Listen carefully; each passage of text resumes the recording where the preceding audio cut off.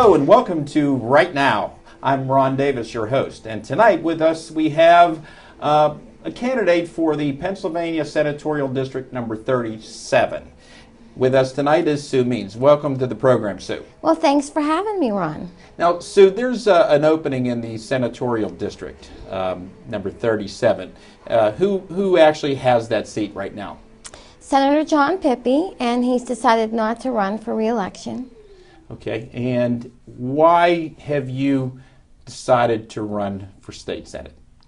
Because I feel that the spending in our state level is out of control, taxes are too high, and it's the career politicians that have been overspending our state revenues for 40 years, and they've been borrowing money to balance our budget, and it's not a business-friendly environment, and we need to turn our state around. Why don't you tell our viewers a little bit about yourself? Well, I was educated as a nurse and graduated from West Virginia University. I worked at Children's Hospital and neurosurgery after graduating. I graduated from Bethel High School in 1970, and I raised my 5 children here in Bethel Park. Oh, very good. What are the main issues that you think are important for the voters here in this 37th district? Well, first, I think we need to change the mindset of an elected official. They should be citizens volunteering for duty. They should not be career politicians. We need term limits. If we had term limits, then they would be more like a citizen volunteering for duty, and they shouldn't receive a pension. They should be part-time, like in Texas. In Texas, they have a part-time legislature, and they meet every other year for a set amount of time. And then that way, if they were part-time and didn't receive a pension, then they would be thinking about what's best for the citizens. They are, after all, public servants, and they should be putting the public ahead of themselves and their career. So let me put it another way. Are you saying that the system needs to be corrected in some structural ways, like you said, part-time versus a full-time? Well, a lot of talk has been been going around for years about per diems. Can you tell the viewers what a per diem is?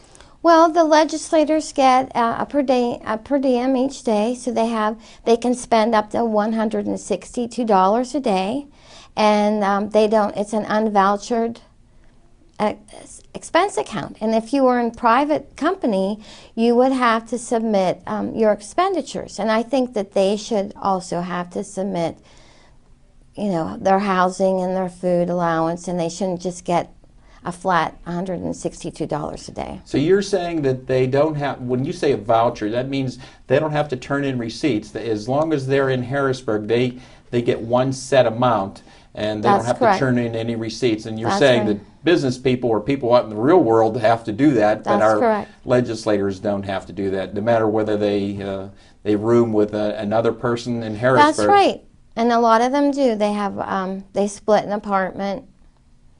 So sounds like you want to change the system, and that's going to take a lot of work and a lot of persuasion. You think you can persuade those the other people that like their per diems, they like the way it is now? Well, 2 years ago we elected a Republican governor, and 21 new state representatives, Republicans, and they're reform-minded, and they are ready to bring reform to Pennsylvania. But the Senate, unfortunately, only has about 2 conservative senators, and the ratio of senators, Republican senators to Democrats, is 30 Republicans to 20 Democrats. And I've been looking at legislation and seeing that a lot of good legislation is coming out of the House, but it dies in the Senate. And one case in point is the voter ID law was passed in the House of Representatives last summer in June, and it just was recently passed in the Senate. Why did it take them so long? They've been talking about voter ID for years. There might be a court challenge, so we may not even have the law in place by November. Give us a little bit of detail about that voter ID.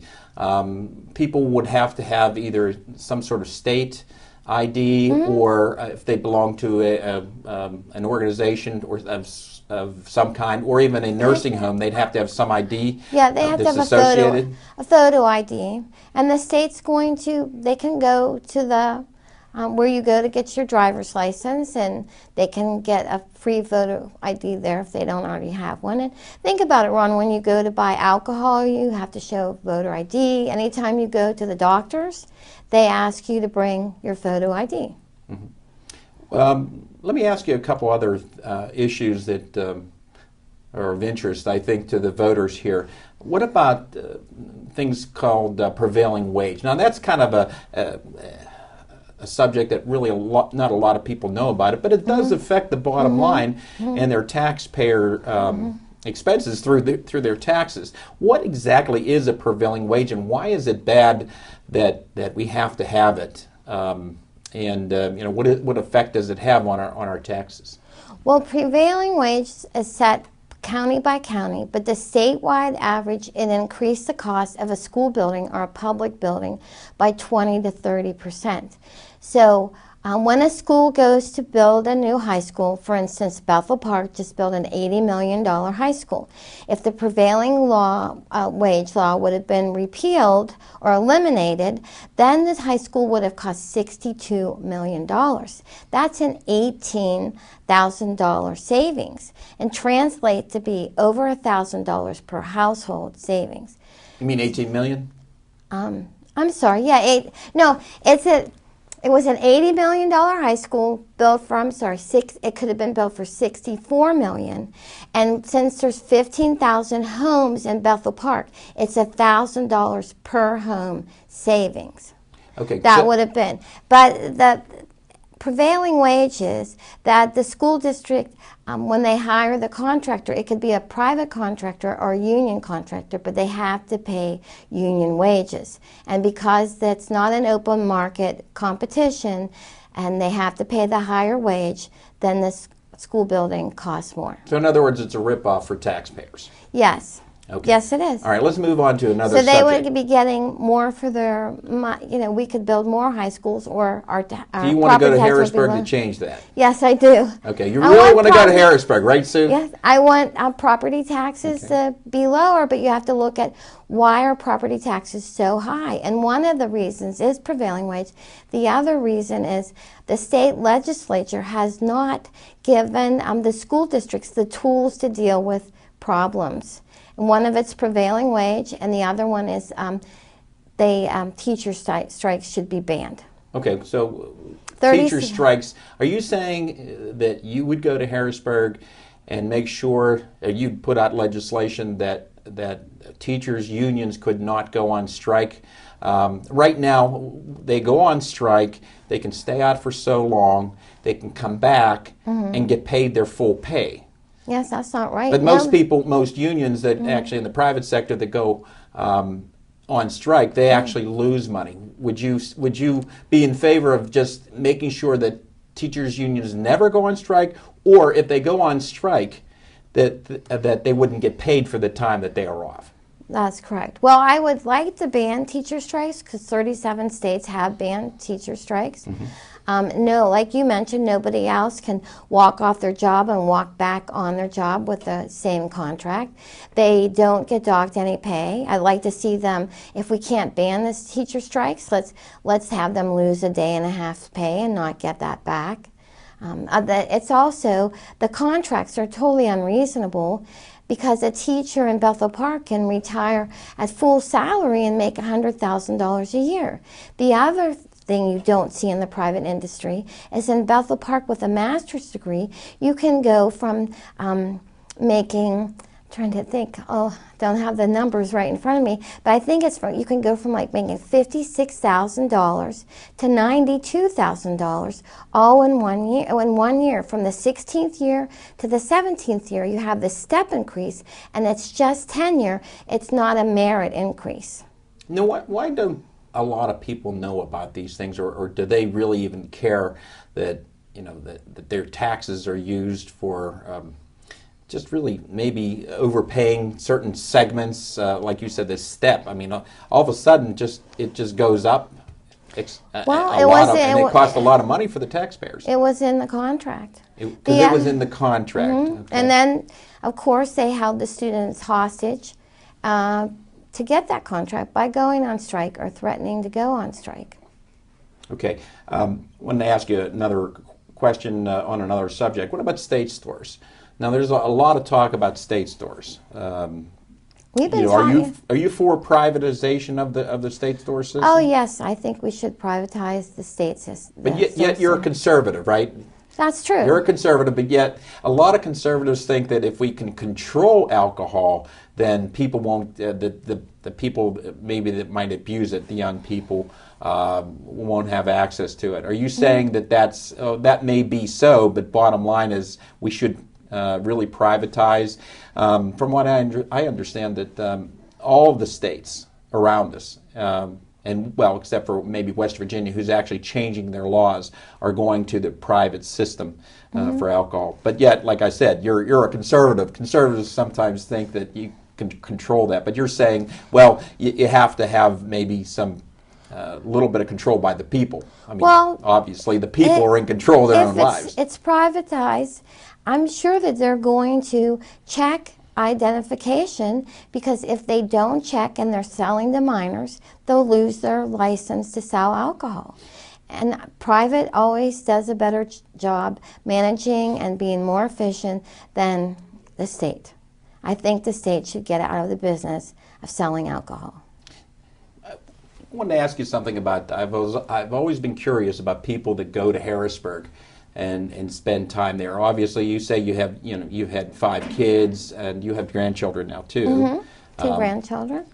Let me ask a blunt question, Sue Means. Okay. You go there. That's going to be a lot of work. You're going to spend some time away from your family. Are you prepared for that?